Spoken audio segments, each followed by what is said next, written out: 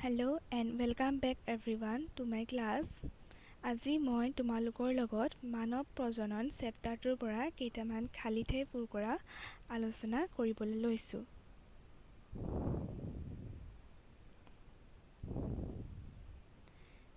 Question number 1, ডিম্বাণুক্ষৰণ দেশে পৰিচিত কৰে। ইয়াৰ উত্তৰটি হৈছে লিউটেনাইজিং হৰমনে। Question number 2, শুক্ৰাণুৰ এক্ৰজম দেশৰ পৰা উৎপত্তি হয়। ইয়াৰ উত্তৰটি হৈছে গলগী সংঘৰ পৰা। Question number 3, মহিলাৰ ৰজচক্ৰ বন্ধ হোৱাক ডেছ বোলে। ইয়াৰ উত্তৰটি হৈছে ৰজ নিবৃত্তিকাল। Question number 4, প্ৰজেষ্টেৰন ডেছে ক্ষৰণ কৰে। ইয়াৰ উত্তৰটি হৈছে গৰ্ভাশয় আৰু অমৰাই। Question number 5, মাতৃদেহ আৰু বিকশিত ভনৰ মাজৰ সংযোগকাৰী গঠনক ডেছ বোলে। ইয়াৰ উত্তৰটি হৈছে অমৰা।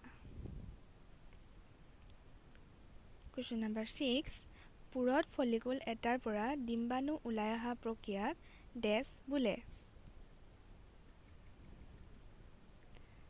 ইয়াৰ উত্তৰটো হৈছে ডিম্ব ক্ষৰণ।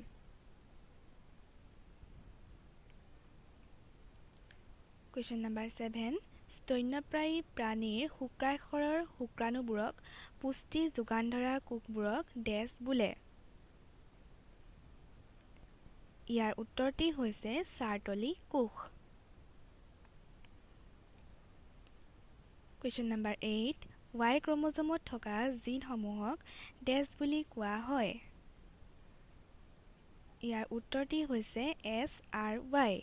এই SRY জিনসমূহে বাই ডিফল্ট মেলবিলাকৰ গাত মেল ডেভেলপমেণ্টৰ কাম কৰে।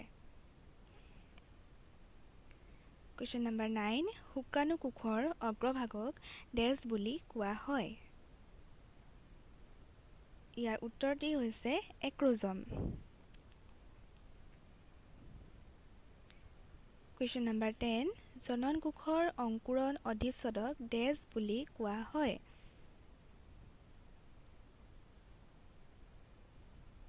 ইয়াৰ উত্তৰটি হৈছে ঘনকাকাৰ অধিচ্ছদ।